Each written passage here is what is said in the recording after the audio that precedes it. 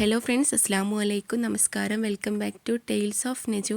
ഇന്ന് ഞാൻ വന്നിട്ടുള്ളത് വളരെ ഉപകാരപ്രദമായിട്ടുള്ള ഒരു വീഡിയോയുമായിട്ടാണ്. നമ്മൾ ഇഡ്ലിക്കായാലും ദോശക്കായാലൊക്കെ അരച്ച് വെക്കുന്ന മാവ് ഏതൊരു കാലാവസ്ഥയിലും നന്നായിട്ട് പൊന്തി വരാനുള്ള കുറച്ച് ടിപ്സുമായിട്ടാണ് ഇന്നത്തെ വീഡിയോ. അതുപോലെ തന്നെ ഇഡ്ലി നന്നായിട്ട് സോഫ്റ്റായി കിട്ടാനും കുറച്ച് കാര്യങ്ങൾ മാത്രം ശ്രദ്ധിച്ചാൽ മതി. വോയിസിന് ചെറിയൊരു പ്രശ്നമുണ്ട്, കോൾഡൊക്കെ ആയിരുന്നു. അതുകൊണ്ട് തന്നെ വോയിസ് ചെറുതായിട്ട് ഒന്ന് അടഞ്ഞിട്ടുണ്ട്. അപ്പോൾ കുറച്ച് ദിവസങ്ങൾക്ക് ശേഷമാണ് വീണ്ടും ഒരു വീഡിയോ ഇടുന്നത്. അപ്പോൾ ഇതുപോലെ നല്ല പഞ്ഞി പോലെയുള്ള സോഫ്റ്റ് ആയിട്ടുള്ള ഇഡ്ഡലി ഉണ്ടാക്കിയെടുക്കാനായിട്ട് ഇഡ്ഡലിക്ക് അരി അരക്കുന്ന സമയത്തും അതുപോലെ തന്നെ ഇഡ്ഡലി ചുട്ടെടുക്കുന്ന സമയത്തും കുറച്ച് കാര്യങ്ങൾ മാത്രം ശ്രദ്ധിച്ചെടുത്താൽ മതി. എങ്കിൽ നന്നായിട്ട് സോഫ്റ്റായിട്ട് പൊന്തി കിട്ടുന്ന ഇഡ്ഡലി നമുക്ക് ഉണ്ടാക്കിയെടുക്കാനായിട്ട് പറ്റും. ഇതിലേക്ക് ബേക്കിംഗ് സോഡയോ അങ്ങനെ ഒന്നും ചേർത്ത് കൊടുക്കേണ്ട ആവശ്യമില്ല. അപ്പോൾ നമുക്ക് വീഡിയോയിലേക്ക് പോവാം.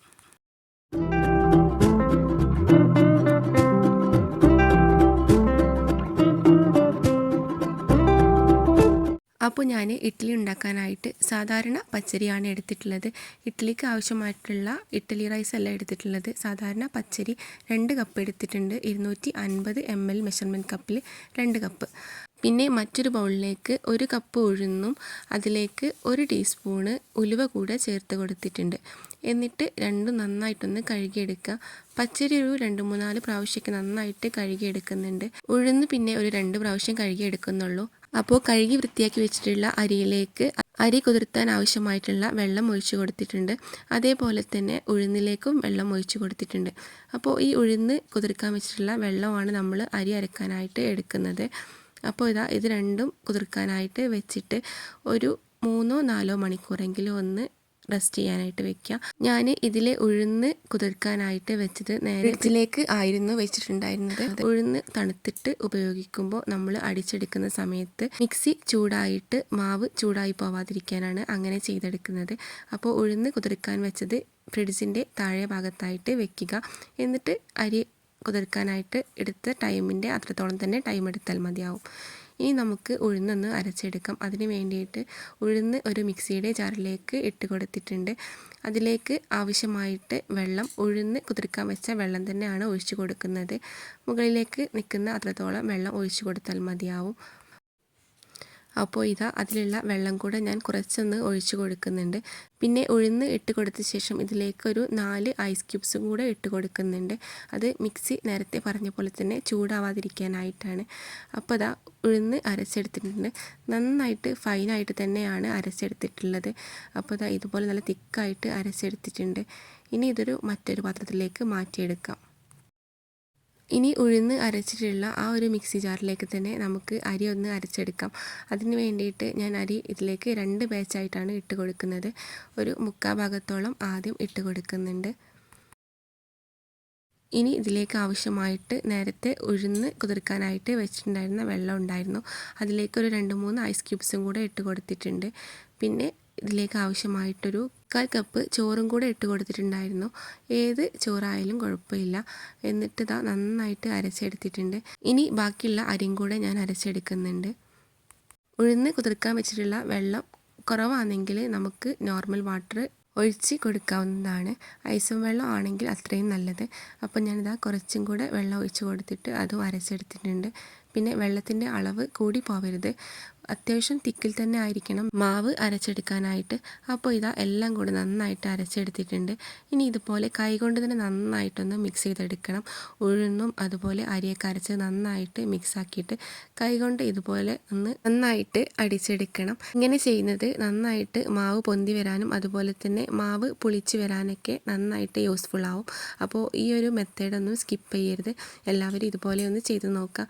നല്ല സോഫ്റ്റ് ആയിട്ടുള്ള ഇഡ്ഡലി തന്നെയായിരുന്നു കിട്ടിയിട്ടുണ്ടായിരുന്നത്. ഇനിയിപ്പോൾ ഇഡ്ഡലിക്കായാലും അതുപോലെ തന്നെ അപ്പത്തിനും ദോശക്കൊക്കെ ഈ ഒരു മാവ് തന്നെ മതിയാവും. അപ്പോൾ കൈകൊണ്ട് നന്നായിട്ട് ഞാൻ മിക്സ് ചെയ്തെടുക്കുന്നുണ്ട്. പിന്നെ ഉപ്പ് ഇപ്പോൾ ഇട്ട് കൊടുക്കുന്നില്ല. കാരണം ഇത് ഞാനൊരു 2-3 ദിവസത്തേക്ക് വേണ്ടിയിട്ട് ഉണ്ടാക്കിയെടുക്കുന്ന മാവാണ്. നിങ്ങൾ നെക്സ്റ്റ് ഡേക്ക് തന്നെ മുഴുവൻ മാവ് എടുക്കുന്നുണ്ടെങ്കിൽ തലേ ദിവസം തന്നെ ഉപ്പ് ചേർത്ത് കൊടുക്കാവുന്നതാണ്. ഇനി ഇതിൽ നിന്നും അടുത്ത ദിവസത്തേക്ക് കുറച്ച് മാത്രം മാറ്റി വെക്കുകയാണെങ്കിൽ അതിലേക്ക് ഉപ്പിട്ടിട്ട് മാറ്റി വെക്കാവുന്നതാണ്. അപ്പോൾ ഈ ഒരു മാവ് ഞാൻ തലേന്ന് അരച്ച് വെച്ചിട്ട് നെക്സ്റ്റ് ഡേ ആണ് എടുക്കുന്നത്. അതിന് വേണ്ടിയിട്ട് ഒരു 8 മണിക്കൂറൊക്കെ ഒന്ന് റെസ്റ്റ് ചെയ്യാനായിട്ട് വെച്ചിട്ടുണ്ടാവും. അപ്പോൾ അടുത്ത ദിവസത്തെ വീഡിയോ ആണ് ഈ കാണിക്കുന്നത്. നന്നായിട്ട് പൊന്തി വന്നിട്ടുണ്ട്. ഇതിലേക്കൊരു ബേക്കിംഗ് സോഡയോ അങ്ങനെ ഒന്നും തന്നെ ചേർത്ത് കൊടുത്തിട്ടില്ല. അപ്പോൾ ഇതാ കാണുമ്പോൾ തന്നെ അറിയാലോ, നന്നായിട്ട് മാവ് പൊന്തി വന്നിട്ടുണ്ട്. അപ്പോൾ ജസ്റ്റ് ഒന്ന് ഞാനിതൊന്ന് ഇളക്കിയിട്ട് കാണിച്ചു തരാം. പിന്നെ ഇത് നന്നായിട്ട് ഇളക്കിയിട്ട് അതിൻ്റെ ബബിൾസ് ഒന്നും പൊട്ടിച്ചെടുക്കരുത്. ഒന്ന് സോഫ്റ്റായിട്ട് ഇതുപോലെ പതിയെ ഒന്ന് ഇളക്കിയെടുത്ത് മിക്സാക്കിയാൽ മതിയാവും. അപ്പോൾ അത് നന്നായിട്ട് പതഞ്ഞ് പൊന്നിയിട്ടുണ്ട്. പിന്നെ ഇത് ചൂടുകാലത്തായാലും തണുപ്പ് കാലത്തായാലൊക്കെ ഇതുപോലെ ആക്കിയെടുത്താൽ മതിയാവും. ഞാനിപ്പോൾ ഇതാക്കിയെടുക്കുന്നത് മഴക്കാലത്താണ്. എന്നിട്ടും മാവ് നന്നായിട്ട് പൊന്തി വന്നിട്ടുണ്ട്. അപ്പോൾ ഇത് ചൂടുകാലത്തൊക്കെ ആണെന്നുണ്ടെങ്കിൽ ഇതിനേക്കാളും നന്നായിട്ട് എളുപ്പത്തിൽ കുറച്ച് സമയത്തും കൊണ്ട് തന്നെ നന്നായിട്ട് പൊന്തി വരുന്നതാണ്. അപ്പോൾ ഇതാ നന്നായിട്ടൊന്ന് മിക്സ് ചെയ്തെടുക്കുന്നുണ്ട്. അപ്പോൾ ഞാൻ നേരത്തെ പറഞ്ഞ പോലെ തന്നെ ഈ മാവ് മുഴുവനായിട്ടും ഒരു ദിവസം തന്നെ ചുട്ടെടുക്കാനുള്ളതല്ല. അപ്പോൾ ഇതിൽ നിന്നും കുറച്ച് മാത്രം ഞാനൊരു മറ്റൊരു ബൗളിലേക്ക് മാറ്റിയിട്ട് അതിലേക്ക് ആവശ്യമായിട്ടുള്ള ഉപ്പ് ഇട്ട് കൊടുക്കുന്നുണ്ട്. അപ്പോൾ ഞാനിത് ഉണ്ടാക്കിയെടുക്കുന്നത് രാവിലെ അരി കുതിർത്തിട്ട് വൈകുന്നേരം മാവ് അരച്ചിട്ട് നെക്സ്റ്റ് ഡേ ആണ് ചുട്ടെടുക്കുന്നത്.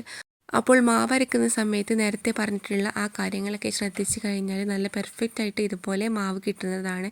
അപ്പോൾ ഞാൻ സ്ഥിരം ഇങ്ങനെയാണ് ഉണ്ടാക്കിയെടുക്കാറ്. അപ്പോൾ ഇതാ മറ്റൊരു ബൗളിലേക്ക് മാറ്റിയെടുത്തിട്ടുണ്ട്. പിന്നെ ഒരു കാര്യം പറയാനുള്ളത്, എൻ്റെ വീഡിയോ നിങ്ങൾക്ക് യൂസ്ഫുൾ ആവുന്നുണ്ടെങ്കിൽ ഷെയർ ചെയ്യാനും ലൈക്ക് ചെയ്യാനും നിങ്ങളുടെ കമൻറ്റുകൾ അറിയിക്കാനും മറക്കരുത്. അതുപോലെ തന്നെ ചാനലൊന്ന് സബ്സ്ക്രൈബ് ചെയ്ത് സപ്പോർട്ട് ചെയ്യുക. അപ്പോൾ ഞാനിതാ ഇതിലേക്ക് ആവശ്യമായിട്ടുള്ള ഉപ്പ് ചേർത്ത് കൊടുത്തിട്ട് ഒന്ന് സാവധാനം ഇളക്കി മിക്സാക്കി കൊടുക്കുന്നുണ്ട്. അപ്പോൾ ഇതാ മാവ് റെഡി ആയിട്ടുണ്ട്. ഇനി നമുക്ക് ഇഡ്ഡലി ചുട്ട് തുടങ്ങാം. അതിന് വേണ്ടിയിട്ട് ഇഡ്ഡലി ചെമ്പ് ഗ്യാസ് സ്റ്റോപ്പിലേക്ക് വെച്ച് കൊടുത്തിട്ടുണ്ടായിരുന്നു. കുറച്ച് വെള്ളം ഒഴിച്ച് കൊടുത്തിട്ട് ഇഡ്ഡലി ചെമ്പ് ഒന്ന് ചൂടാവാനായിട്ട് മാറ്റി വെച്ചിട്ടുണ്ടായിരുന്നു.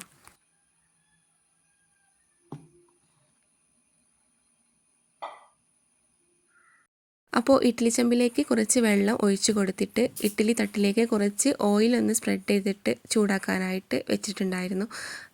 അപ്പോൾ ഇഡ്ഡലി തട്ട് ചൂടാവുന്ന സമയം കൊണ്ട് നമുക്ക് ഇനി ഇതിലേക്കുള്ള മാവ് ഒഴിച്ചു കൊടുക്കാം. അപ്പോൾ ഇതാ ഇഡ്ഡലി തട്ട് ചൂടായിട്ടുണ്ട്.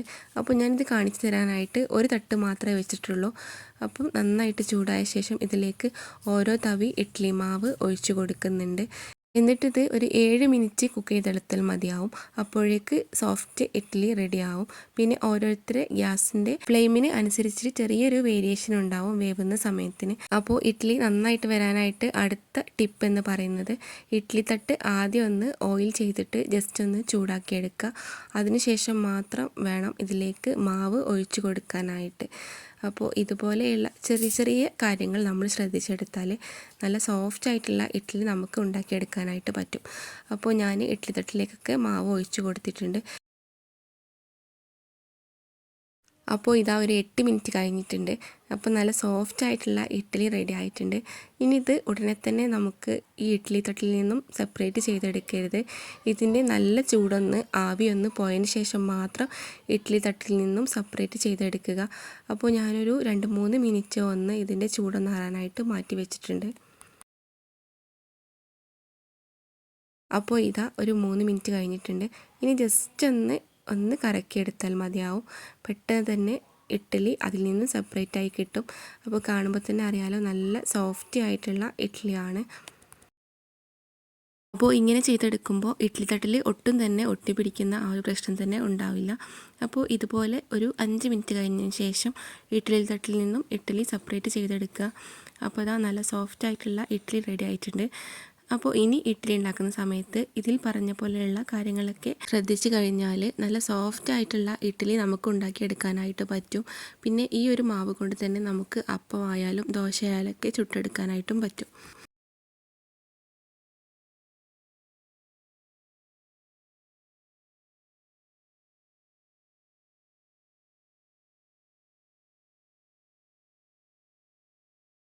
അപ്പോൾ ഇതാ ഇതുപോലെ തന്നെ ബാക്കിയുള്ള എല്ലാ ഇഡ്ഡലിയും ചുട്ടെടുത്തിട്ടുണ്ട്. പിന്നെ അതിലേക്ക് നല്ല കോമ്പിനേഷൻ ആയിട്ടുള്ള വെള്ള ചട്നിയും കൂടെ ഉണ്ടാക്കിയെടുത്തിട്ടുണ്ട്.